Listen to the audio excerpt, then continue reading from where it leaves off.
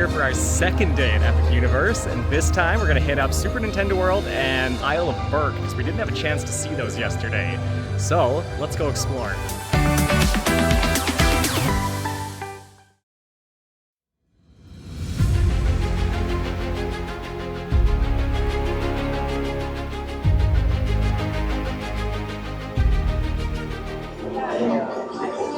Let's go!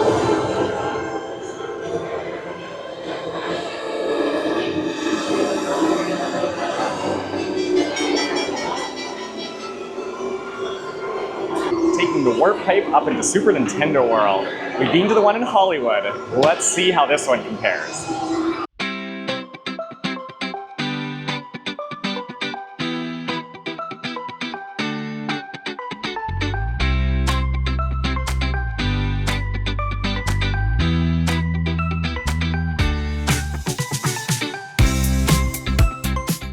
Okay, this is way bigger. Even the castle entrance is bigger. And then once you look out over, man, the multi-levels are actually super cool to see.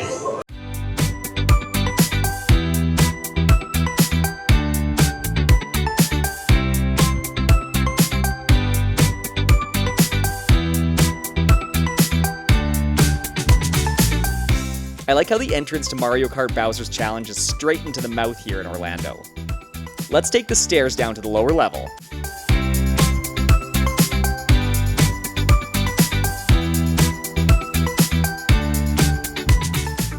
The multi-level aspect of this land compared to Hollywood is actually really cool. It adds so much more depth to this space compared to Hollywood's.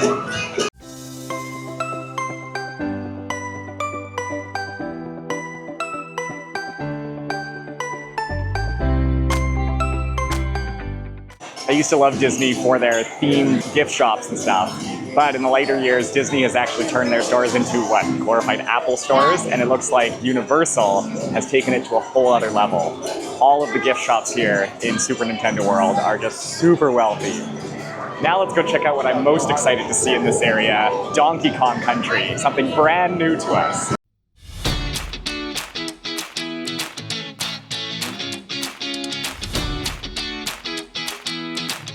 Okay, the Universal creative that decided on this entrance view deserves a raise.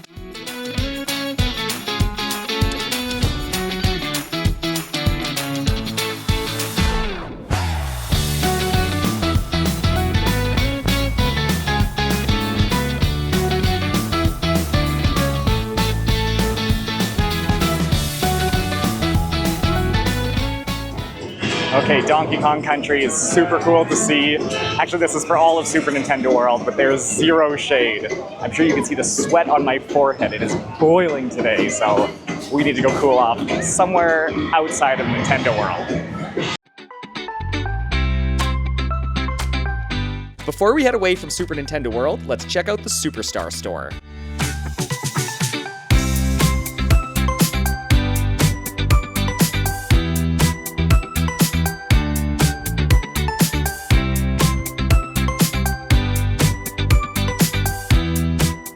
Very cool constellation ceiling.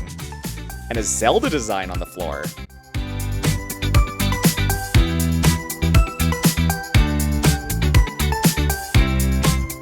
What a well-themed store. Incredible.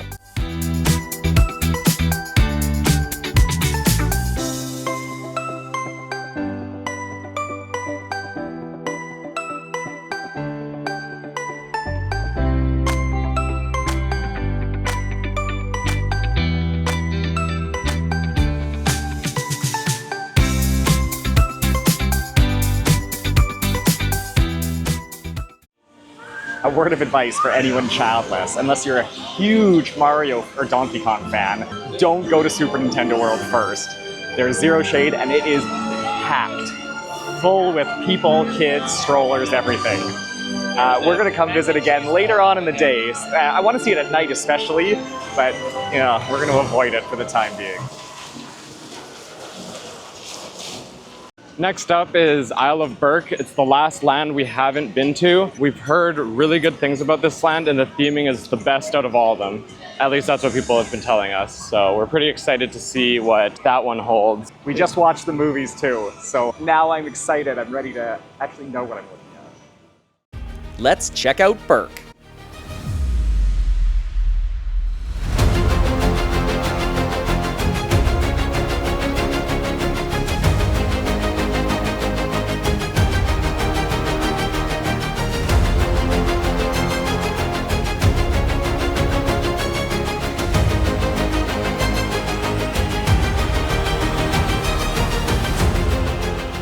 Time for us to check out Hiccup's Wing Gliders. Oh my god, there's so much of this queue that's outdoors. I hope a lot of it isn't, or they have good fans, because I am cooking out here right now. And the whole queue is outdoors.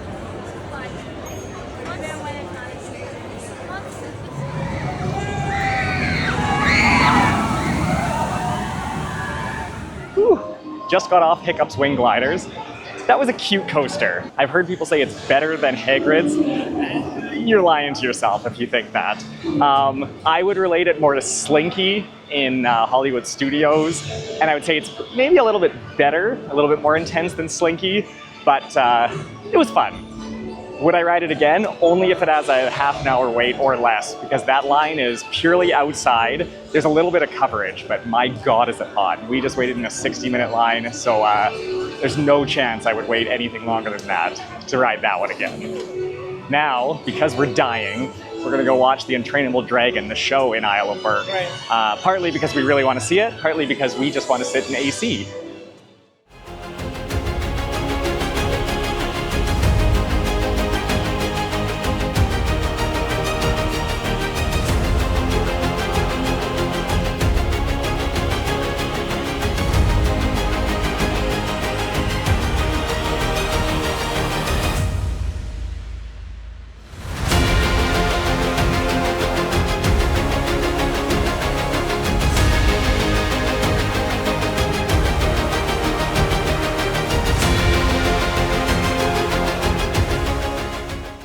Just finished with The Untrainable Dragon.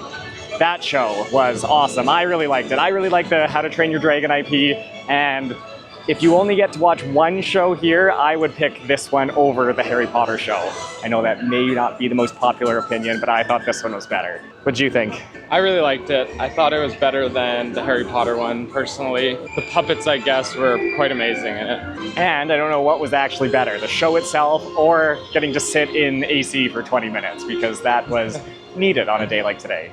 Indeed.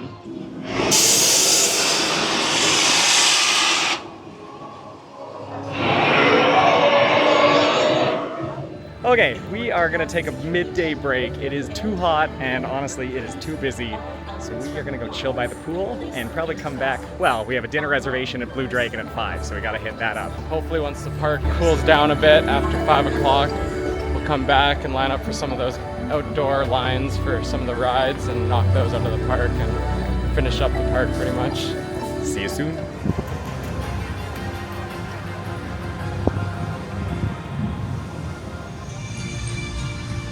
Okay, we've made it back in, just in time for our dinner res. This restaurant is so beautiful on the inside and features some delicious Asian menu items.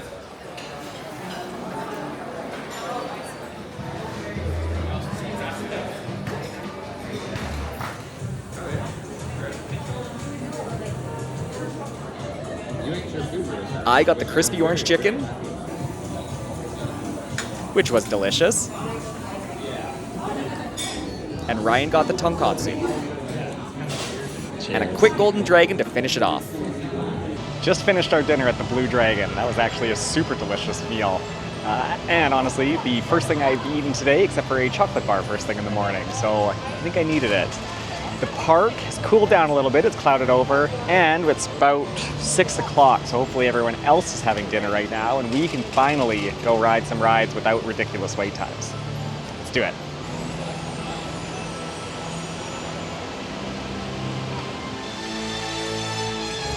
Fun fact, the same team that designed the Bellagio fountain in Vegas designed the Cosmos fountain here in Epic Universe.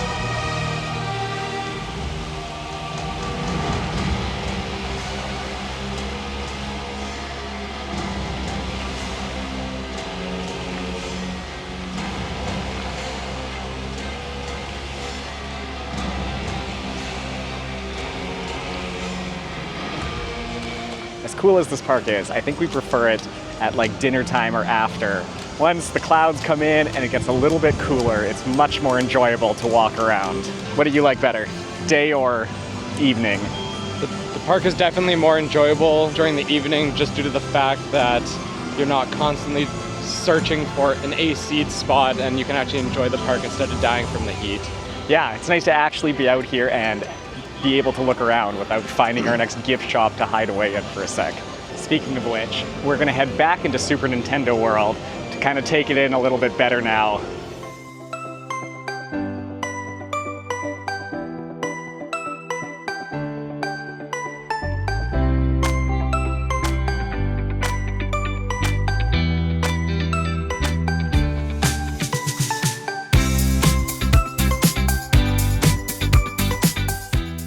Okay, Super Nintendo World is still bumping. Let's go ride Yoshi's Adventure, an attraction not found at Super Nintendo World Hollywood. 25 minutes for Yoshi's Adventure sounds a lot better than an hour. Definitely.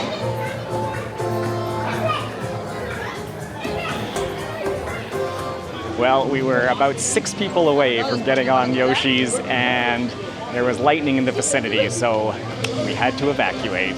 Heads up for anyone looking to come to Epic, especially around hurricane season, which is what, June to November. If there's lightning within 5 miles, so it's not even raining here, and there's cloud coverage, but honestly the weather right here is fine, but if there's lightning within 5 miles, all of the outdoor rides will be shut down, which is about 3/4 of the rides here at Epic. Keep that in mind. That also means that everyone, including us, is going to go to the few indoor attractions that there are, and then those waits are going to skyrocket. So we are heading over to Dark Universe. We're going to do Monsters Unchained. We'll see how many people have chosen to follow suit with that.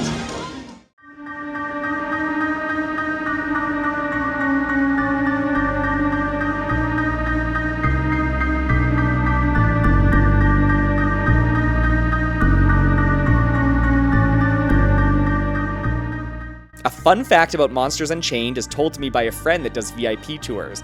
The monsters in the ride appear in the order their movies came out, except for 2. Can you tell me which 2? Let me know in the comments if you know.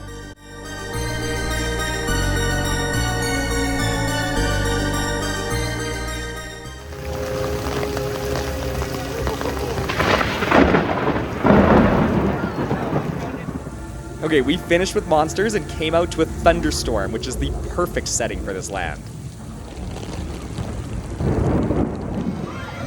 We're back at Super Nintendo World, and we finally have it to ourselves. 110-minute wait, no thanks.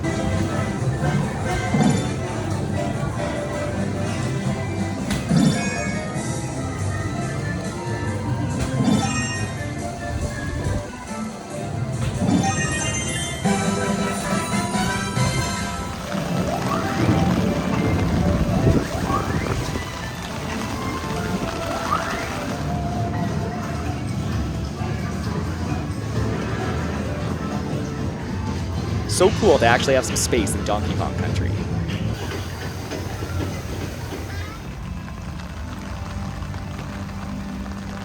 And it looks like the rain's lightening up a little bit.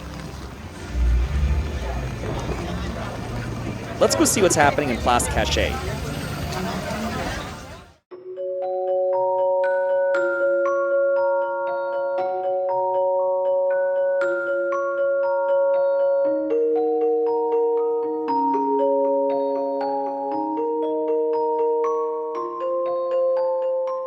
The lights in this land are stunning.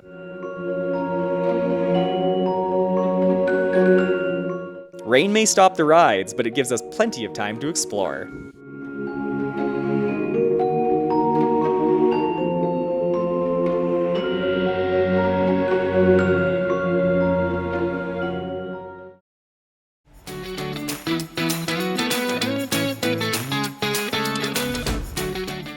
Okay, we've been rained out. Thanks for watching. We'll be back for one more epic day tomorrow.